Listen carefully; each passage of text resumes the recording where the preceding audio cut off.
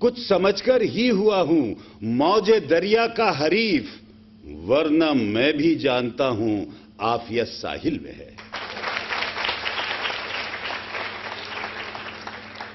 बहुत बहुत धन्यवाद। सबसे पहले मैं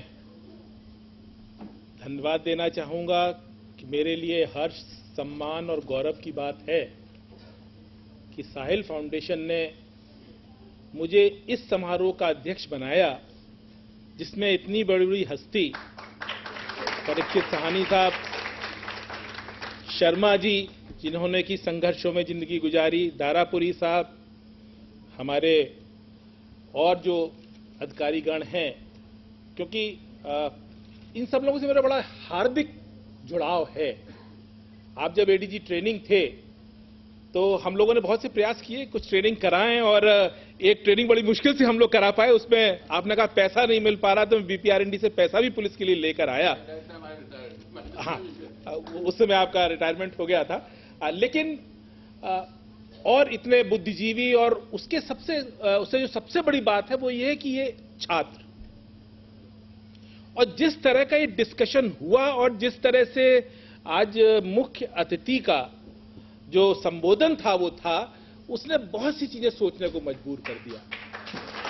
आपने सही कहा कि एग्रेशन के साथ जो काम शुरू किया जाए, वास्तव में आपको बधाई है, साधुवाद है प्रभात जी कि आपने जिस एग्रेशन से इसकी शुरुआत कराई, और वो इन सब में एग्रेशन पॉजिटिव फॉर्म में आ जाए।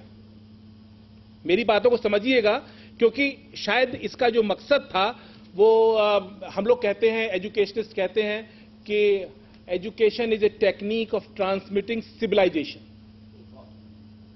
It's a technique of transmitting civilisation, और to perform this function it has to perform two duties if you want to achieve this goal. The first is to create the understanding or to expand the understanding so that you may achieve independence of mind or you may create intellectual integrity. ये जो intellectual integrity और independence of mind है, इसके लिए जरूरी होता है, बहुत जरूरी होता है कि आप सोचें। और आज यहां पर जब हम जैसे लोग सोचने को मजबूर हो गए आने के बाद, तो आपको तो सोचने के लिए बहुत सारी चीजें मिली होंगी।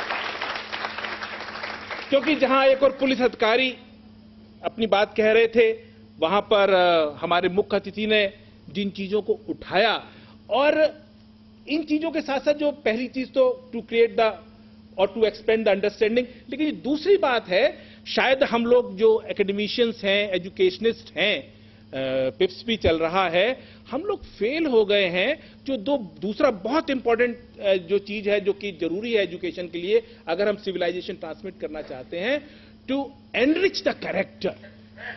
हम शायद ऐसे दिमाग नहीं क्रिएट कर पा रहे हैं जो कि एक पॉजिटिव लीडरशिप दे पाए। क्योंकि जब गोस्वामी जी ने एक बड़ा बात उठाई कि senior officers have failed in providing leadership, ये खाली पुलिस की बात नहीं है, हमें बहुत जगह पर लगता है कि शायद ये लीडरशिप क्राइसिस है। और ये लीडरशिप क्राइसिस क्यों है कि शायद जो मॉरल वैल्यूज, इथिकल वैल्यूज के साथ साथ जो कॉन्स्टिट्यूशनल वैल्यूज है, अभी 65 साल का संविधान है, अभी बड़ी थोड़ी सी हमने यात्रा की है, लेकिन जो संवैधानिक मूल्य हैं जिनको कि साथ में जोड़कर, क्योंकि अगर वो संवैधानिक मूल्य नहीं जोड़े जाएंगे तो ये जो हमारा देश है, यूनिटी इन डाइवर्सिटी की हम लोग जो बात करते हैं, उन सबके अंदर बैलेंस बनाते हुए हम विकास पर नहीं पहुंच पाएंगे। तो मेरे लिए ये हर्ष, गर्व का विषय है कि इसकी मुझे अध्यक्षता करने के लिए आपने कहा और मैं यहां पर आ गया।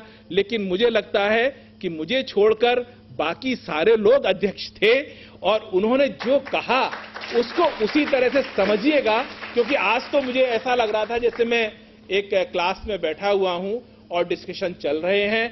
क्योंकि जो पुलिस रिफॉर्म, ऐसा नहीं है कि हमारे देश में चर्चाएं नहीं हुई हैं।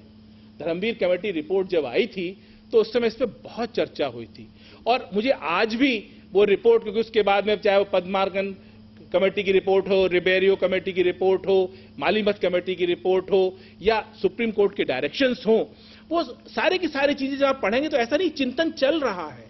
बीपीआरएनडी ने भी एक मॉडल पुलिस एक्ट बना दिया है। आप लोग जो इंटरेस्टेड हो इसमें, वो मॉडल पुलिस एक्ट बीपीआरएनडी का देखें, और उसके साथ साथ ये भी कोशिश करें, क्योंकि वो ठीक है, साहनी साहब ने कहा कि उत्तर प्रदेश में अभी भी हमारे यहाँ 1861 का एक्ट लागू है, लेकिन आपको बताऊं पंजाब में नया पुलिस एक्ट लागू हो गया है।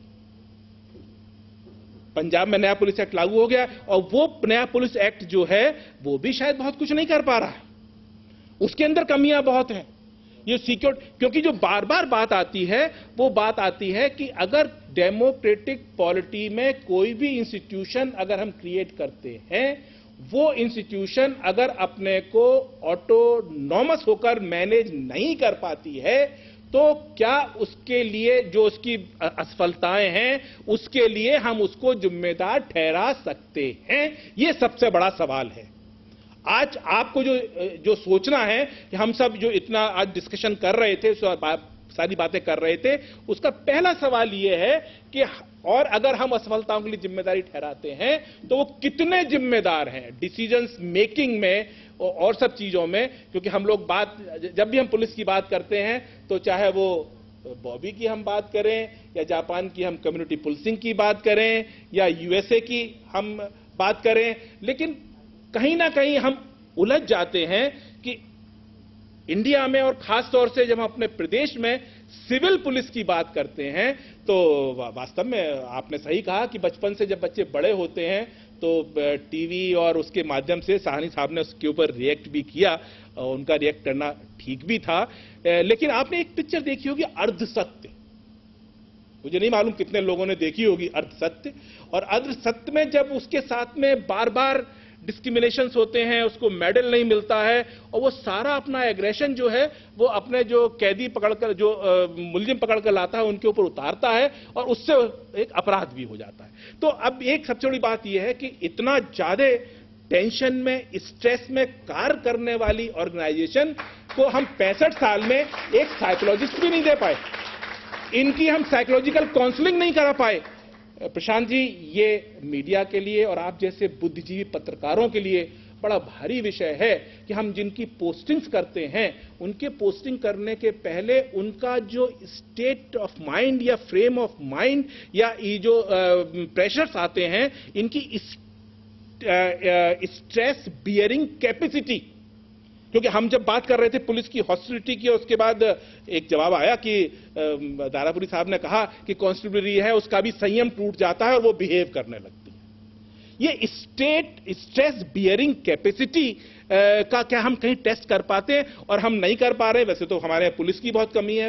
अगर आप देखें कि हमारे यहाँ पे एक पुलिसमैन कितने लोगों पर आपने दे रखा है, तो आपको ताज्जुब होगा। एक स्टूडेंट ने क्वेश्चन किया था कि अपराध होते हैं, पुलिस क्यों नहीं पहुंचती। शायद जब आप इसका इंटरनेट पे आंसर तलाशने की कोशिश करेंगे कि एक पुलिस वाले को कितना एरिया, 1 लाख आता है, 2 लाख आता है, 50,000 आता है, और उसको जब कंपेयर करेंगे दूसरे देशों के साथ में, तो आपकी आंखें खुल जाएंगी कि यहां पर जो है वो बहुत ज्यादा बर्डन है। तो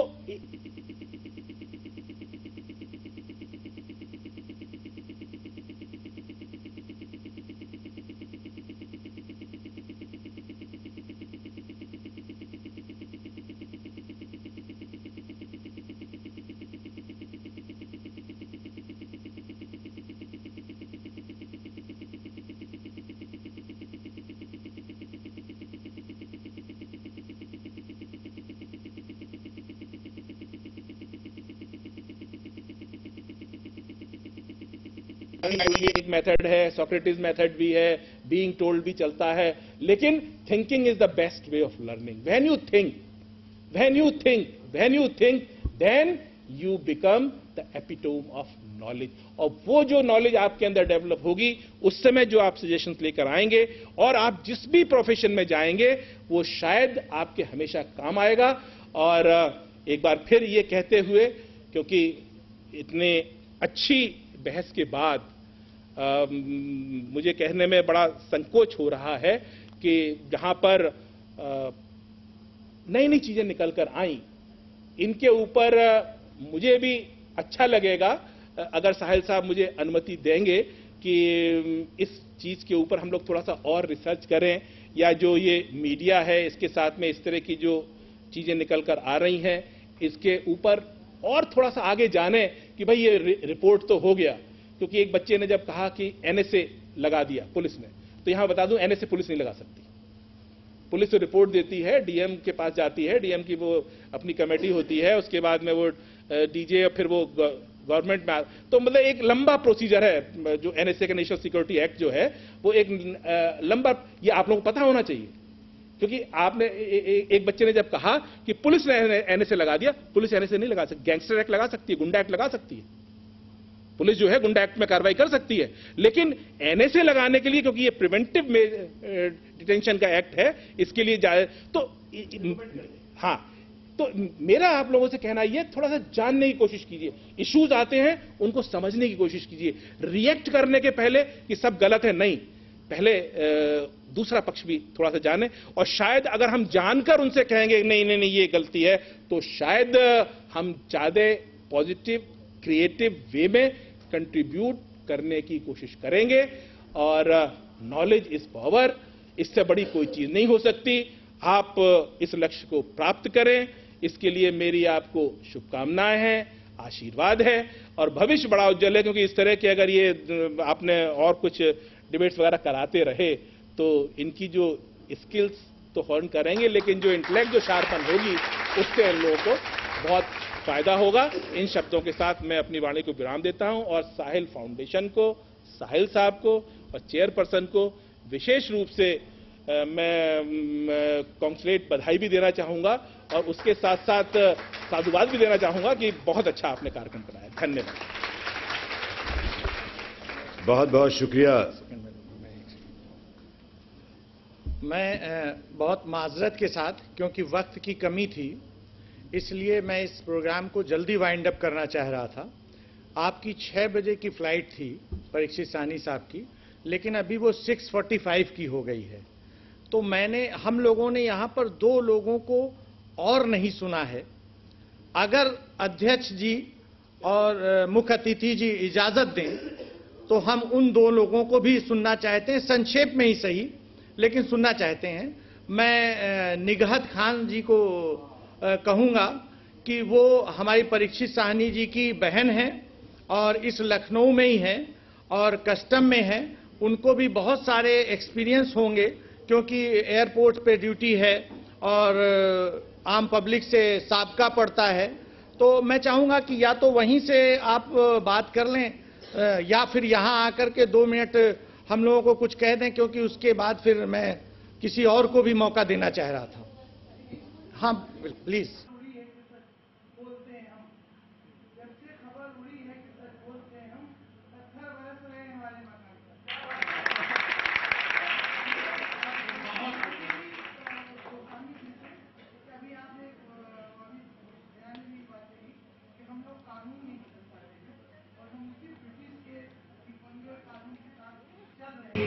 कि हम अपने एक माफ कीजिए, ये मौजूद नहीं है बोलने का, लेकिन मैं एक चीज कहना चाहती हूँ कि कोई घोसी समाज का भाषण दे रहा है, तो कोई गाय समाज का भाषण दे रहा है, कोई मुस्लिम समाज का भाषण दे रहा है, क्यों नहीं क्रांति के लिए कुछ खड़ा होता है?